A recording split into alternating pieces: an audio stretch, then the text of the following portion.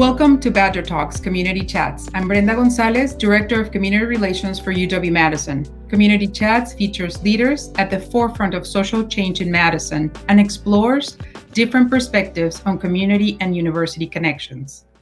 As part of the series, we're lucky to have Dr. Gloria Ladson-Billings, the 2019 Lamar Billups Award winner, joining us today. Gloria Ladson-Billings is Professor Emerita at UW-Madison in the Department of Curriculum and Instruction and a faculty affiliate in the Department of Educational Policy Studies. She is internationally renowned for her research in subjects related to race, education, and equity, and is the current president of the National Academy of Education. In addition to her scholarly activities, Ladson-Billings has been an active member in the broader Madison community, supporting local schools and advocating for educational equity. She is a member of the board of directors of the Urban League of Greater Madison and a member of board of directors of the Madison Children's Museum. In 2007, she was ordained as deacon at the Mount Zion Baptist Church, where she continues to serve. Hi, Gloria. Thank you so much for joining us today. Hi, Brenda, and thank you very much for inviting me. It's truly a pleasure. Thank you. It is definitely an honor. I have seen your work, and certainly you are a leader in our community and a mentor. Just to start our conversation, I wonder if you can help us with a little bit of history, sharing with us a little bit about your career as it relates to the University of Madison, but also connected to the many projects and work that you have done in our Madison community. Well, thank you so much. I actually grew up in a very large city, Philadelphia, and I did a lot of my work in another very large area, the San Francisco Bay Area. So coming to Madison was really kind of a treat to be able to be in a community where you could actually roll up your sleeves and participate easily. My family goes back several generations in Philadelphia, and I often would tell people it would take me another couple of generations before someone would even notice that I was here to be able to do something in this city. But in Madison, people welcomed me. They offered me opportunities to participate in things, and I tried to take advantage of those opportunities. You mentioned in your introduction of my affiliation with Mount Zion. Well, it parallels my affiliation with the university. In fact, when my husband and I came here looking for housing, it was over an Easter weekend, and we said, well, we got to find a church. And Mount Zion was the church we found. So before I'd even signed my name on a dotted line to be a university professor, we were already attending this church. And so I've had a chance to see Madison from both the community and from the university side. Absolutely. I think Pastor Allen will be very happy to hear some of these comments. So I appreciate that. It talks about that hopefully we can address a little bit in the next few minutes, retention and other topics that I think are important. But so going back a little bit about understanding your work as it relates to the work of Lamar Billups, I wonder if you can tell us a little bit more of that history, perhaps what you know of Lamar Billups and the work and how it connects to your work, right? I know that for those who may not be familiar with Lamar Billups and his legacy, Lamar Billups served as a special assistant to two chancellors and was director of community relations from 1996 to 2007. Lamar was known as a skilled ambassador between the university and the city and was deeply connected to key civic institutions and social causes. So again, going back a little bit to related to your work and the work that Lamar in his legacy left, I wonder if you can tell us a little bit more and highlight some of your work as it connects to the work that he left. Well, I mean, all of us are familiar with the play and subsequent movie called 6 Degrees of Separation. I always say it's 4. Because it turns out that you always know people in some other context that you hadn't expected. Lamar and his wife, Cheryl, spent some time in San Mateo, California. Well, San Mateo was 20 minutes from where we lived in Mm. Palo Alto. And in fact, one of my kids went to San Mateo High School. So we spent a lot of time in that area. So we would often talk about those sort of Bay Area connections. But I think the other thing that we have in common was this real commitment to help develop the relationship between a university and the community. Places like Madison or Evanston or Bloomington, when you say their name, the first thing that many people outside of those communities think of are the universities. You say Evanston, people say Northwestern. If you say Bloomington, people say Indiana or IU. Mm-hmm. You say Madison, people say, oh, UW.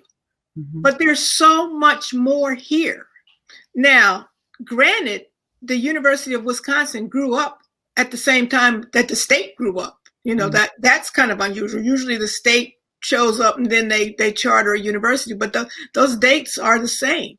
So the university has had a long and huge footprint in the community, but it's not the only thing that's here.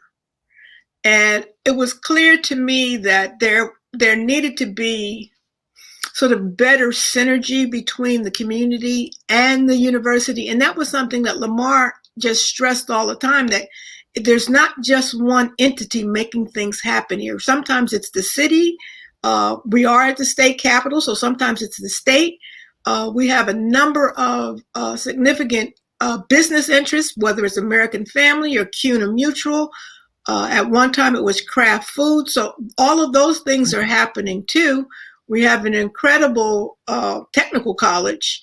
So it's not just UW-Madison, although UW-Madison has a very important and significant role to play. And I've always worried that when we develop these sort of community campus partnerships, that they're one way, that the campus gets what it wants.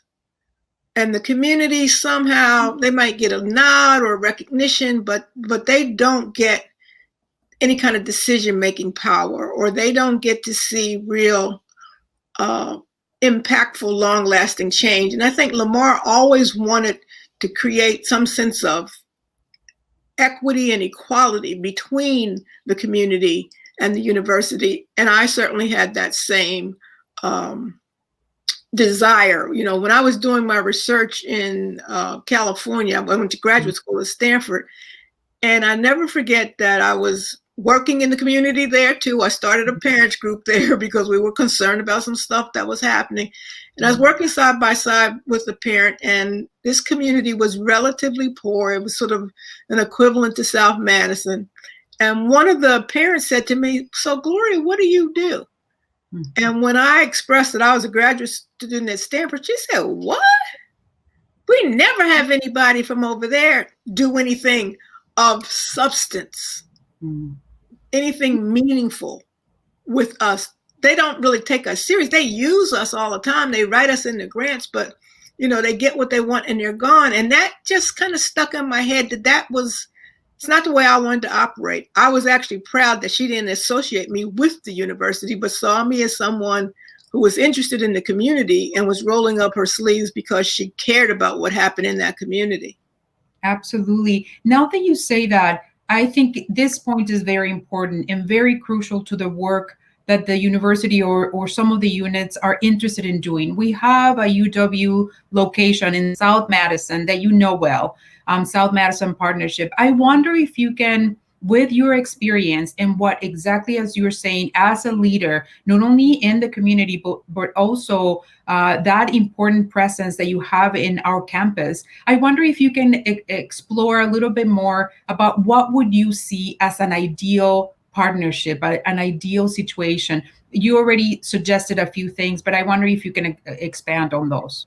Well, let me back up a little bit and suggest to you that one of the things that we know happens in university community partnerships is that communities get taken advantage of. And I can say this from experience. As I said, I grew up in Philadelphia.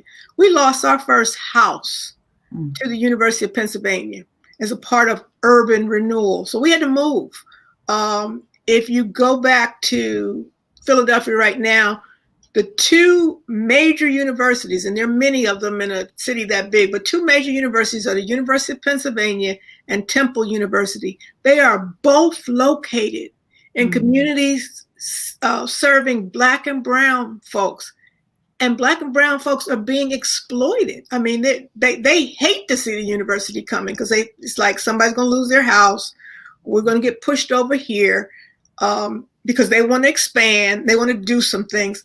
And what I think has been really exciting about a place like Madison is that when those kinds of plans end up on the table today, and that wasn't always the case, we can go back and talk about what happened to the Greenbush, right?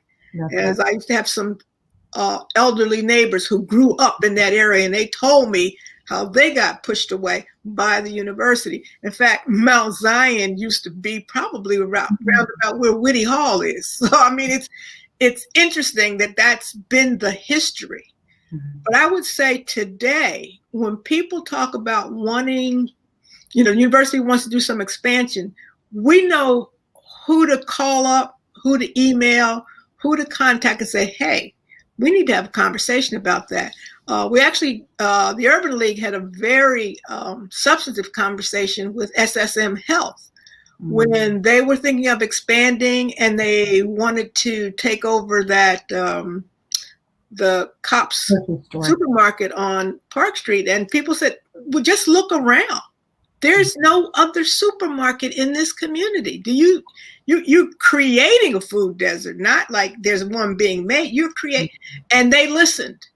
And they have done some different things and decided, you know what, we'll just develop the housing that is around, that we own, that is around us, rather than try to expand all the way over here and get rid of this market. So I think the thing you want to do as a university is make sure that you don't start your plans, your 5-year plans, your strategic plan, your capital campaigns without considering what's the impact of this on the people in the community. Where will they go? How will they be affected? What advantage is it for them as well as for us? Absolutely. And I think that you're bringing me to our next topic, very much connected to what you're saying, but very difficult to also add not only what you're talking about and some of the social issues that we're facing, but now you have a COVID pandemic.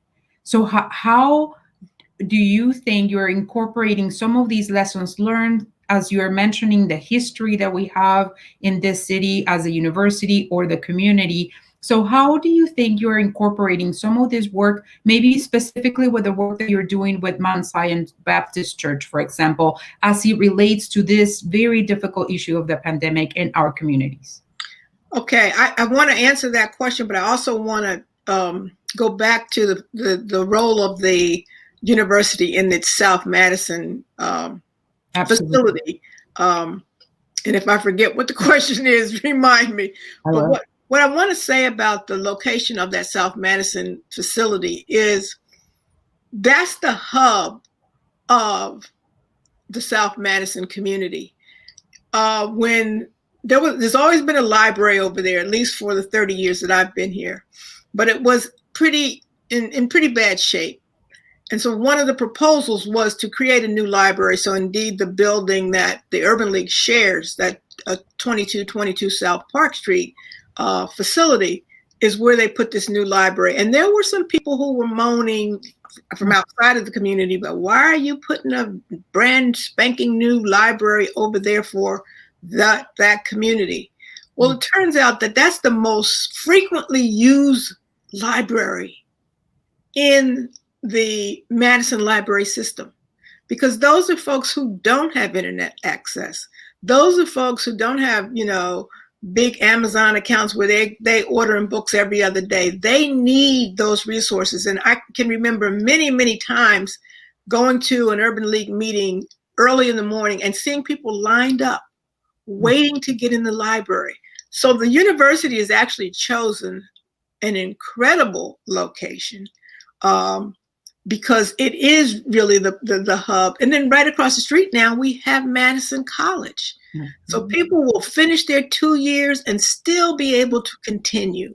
And of course, I don't think you can talk about the import of UW and the community without talking about the Odyssey program. It has been the door opener, the place where people can get their foot in the door, if you will, to the university for so many years. And so hats off to Emily Auerbach and the wonderful work that she's done. But let's shift now to COVID. I actually had a conversation yesterday with one of the local newspapers about what COVID could mean, because I think we all seeing COVID as a negative, and we should, when we start counting the number of people who have been impacted, whether it's by death of loved ones and family members and friends, or people who have been, their health has been severely compromised, people who have lost jobs. But it's not only doom and gloom. And I've been saying this in talks all across the country. I've been really impressed by the work of an Indian novelist, a woman by the name of Arundhati Roy. And she says, look, this pandemic is no different than any other pandemic. It's a portal. It's a dividing line between the old world and the new. And that if we can choose to drag all of this stuff that we had in the old world into the new, and that is our greed and our avarice and the way in which we've treated the environment. We can take all of that, all of our prejudices, we can take that into this new world. Or, and that's the operative word, we can choose to go into this new world with light luggage, I think is her term, right? That we're not going to bring all that baggage with us. And that we can be going into what can be a wonderful new world and be ready to fight for it. So then what does a new world, as an educator, what does a new world look like for me? Lots of people keep talking about, can't wait till we get back to normal. And I say, no. We don't want to go back to normal, because look at the statistics for Black and Latinx students in normal. In normal, they're not doing well in reading and mathematics. In normal, they're not graduating from high school. In normal, they are the first kids suspended and expelled. We don't want to go back to normal. We want to go to new. And so COVID can provide us with some opportunities for a new way of thinking about educating, of assessing, of communicating. One of the things that we've seen at the Urban League, for example, is we started a parent academy, because there are a lot of parents who say, I don't know what to do with a Chromebook. I don't know how to work a tablet. I don't, the teacher's sending stuff, but I don't really know what I'm supposed to do. And so we're actually helping these parents learn how to navigate the computer assisted instruction environment. The other thing I'm hearing from teachers, is that I have more contact with parents now than I ever had before, because they have these questions. So I want us I don't want to minimize the downside of COVID and what it's done to us economically and health-wise. But also I will tell you that COVID has given Mount Zion an incredible opportunity for community outreach. So think about way back in March, when the schools first closed, the schools did the right thing by saying, you know what, we also provide food. And so we're going to keep doing this. Well, they provide food through distribution centers, and the distribution center for South Madison is Lincoln Elementary School. But there's a huge thoroughfare that runs through South Madison, and a bunch of kids live on the east side of Park Street. And they could not cross those streets because, well, number one, they have parents who still had to work, essential workers, whether they were bus drivers or store clerks or you name it, nurses' aides. They had to go to work. And what the kids were told is, don't leave the house. So they couldn't get access to the food, but Mount Zion mobilized. And we took our vans over there and we picked up the food and delivered the food. Mount Zion has a food pantry that usually serves between 40 and 60 families a month. We decided to open the food pantry every single day because they only did it on Tuesdays. Every day, and there was a steady stream of folks asking for food, and we were able to provide that. We now, of course, like most churches do, our worship services online, but we're reaching people from all, not just in Madison, but across the country. So one of the things I think we've learned is that the church is not the building. I heard a wonderful sermon by a pastor, I think in Houston, who the title of his sermon was "The Church Has Left the Building." Yeah. And the ability to get out and to partner with other churches. You know, our churches tend to be insular. We just kind of do our thing. Well, we've had a wonderful partnership with Mario Sierra at Lighthouse. Yes. And that's just been absolutely great to get to know other congregations and to work together with people who we normally would not have worked with. So again, like I said, as bad as COVID is, it still provides, I think, some very good opportunities for us. Absolutely. So you're describing exactly the new normal that many of us want to see. I completely agree with you. But just touching on that a little bit and maybe looking at not only the pandemic, but also the social and racial justice movements in our nation, but locally in Madison. I wonder if you can say, how does that affect us, your work, the work that you're doing in the community, but also how to bring it back to an institution like higher education, like UW-Madison, to say, we want to change the structural barriers that we have. Anything that you can say? So one of the things that's been a theme of most of the talks that I've given over these last 8 or 9 months is that we are not in one pandemic. We are in 4 pandemics. Yeah. Of course, we all know about COVID, so I don't have to go over that very much. But we also have a pandemic of anti-Black and anti-Brown racism. Yeah. And it's pandemic because it's not only just happening in the U.S. When George Floyd was murdered, protests broke out, not just in the U.S., but I have colleagues in the UK, in France, in Canada, all telling me we're taking to the streets because we have this same issue. So it's both the COVID and the anti-Black, anti-Brown racism. But a third one is the economic one.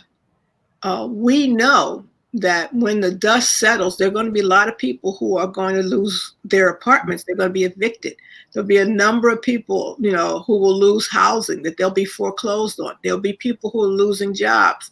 I think there's something like 800,000 women who have left the workforce. Mm-hmm. So that the economic reverberations will not just be, say, South Madison or Wisconsin. They will go around the world because the U.S. has such a big impact on the global economy. And then the fourth pandemic that we kind of know intellectually, but we don't like to acknowledge, is climate catastrophe. Mm-hmm. My grandchildren all live in California. Mm. And the 3 that live in Northern California, their discussion about how bad the air quality has been this year. All of those fires. I have friends and relatives that live in the Gulf Coast region. They have had more storms, more intense storms. We went through the entire alphabet this year during hurricane season and went into Greek letters. We went all the way to Storm Iota. All of this is happening, and it has implications for the lives that our young people can live, and they know it. And so I think that we have to, we don't have the luxury of just paying attention to one problem at a time. I think we have all 4 of these major problems. I'm calling them 4 pandemics that we have to get a handle on. for our preservation. I agree. You have hit in so many different topics. We can talk to you for hours and hours. And I will just say about that is that the university can do something about all of this because it has the expertise. So I don't want us to just throw our hands up and say what's going to happen. We have some of the smartest people in the world who can help us with this. That's exactly what's going to be my just wrapping up my last question. If you can talk a little bit about exactly what you're suggesting. So what can the university do? How can we connect with community? How can we really co-create with the institution, UW-Madison, and the community? Is there any magic words that you can share, but not only for the information, but also to help us and mentor others that I know want to follow your work, that want to follow what the changes and then the new world that we are experiencing it, specifically for communities of color, Black and Brown. How are we going to wrap around our minds around how to co-create with those communities? So I think if you're someone who's lived in Madison a long time, you come to think of the University of Wisconsin. It's just there, it's always just there. Right. But my former students will tell me, when we go other places, when we go to conferences in other cities, people look at our name badges because, we all wear those lanyards around our neck, and they see the University of Wisconsin. They kind of step back and say, oh, you're from Madison? Madison is a special place in the university ecosystem. It's not just another school. It's a place with incredible expertise. It's a place with a long tradition. You live in that building that has the plaque outside of it that talks about the sifting and winnowing, right? It is a statement about its commitment to the search for the truth. And I think that that's kind of a beacon. And what I would love for the community to understand is that the affiliation with UW-Madison should not just be aspirational. It should not just be, oh, I want to go to Wisconsin one day. It should be, this is my resource. This is the place should be able to go to when I need questions answered.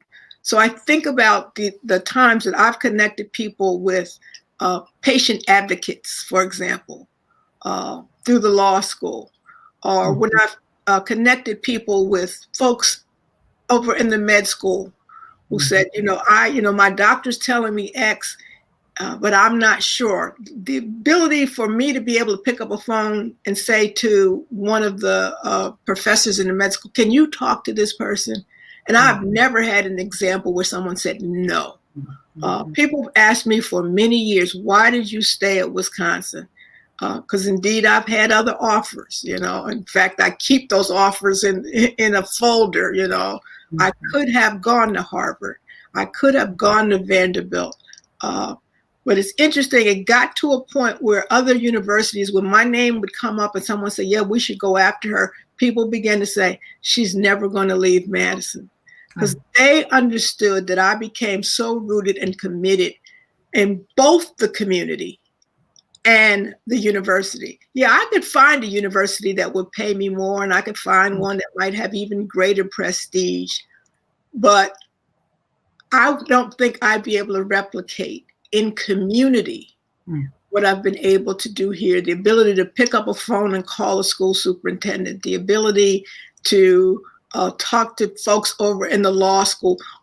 College of Agriculture, Life Science, what do I know about a cow? Nothing. But I've got colleagues and friends who said, well, can you come and talk to us? Or the engineering school. This has been the most intellectually stimulating place for me. And my ability to do that is what I want for every single young person in this community. I don't want someone to think because they're 13 and their first language is Spanish, that they don't have a right to get information and understanding from the university. And the university shouldn't want that. The university should want to let people know that we are, that what is it, the Wisconsin idea? that the boundaries of the university are the boundaries of the state, indeed the world. And so clearly the boundaries of Madison should be the boundaries of the University of Wisconsin-Madison. Dear Dr. Ludsom-Billings, you hit directly the center of my heart with your last words. I really appreciate your time here with us. Thank you for joining us and sharing your experiences. Thank you. We really appreciate it. You're quite welcome. Thank you so much. So we are done for today. Stay tuned for our future community chats featuring previous winners of the Lamar Billups Awards. You can visit communityrelations.wis.edu. I am Brenda Gonzalez, and this is Community Chats. Thank you.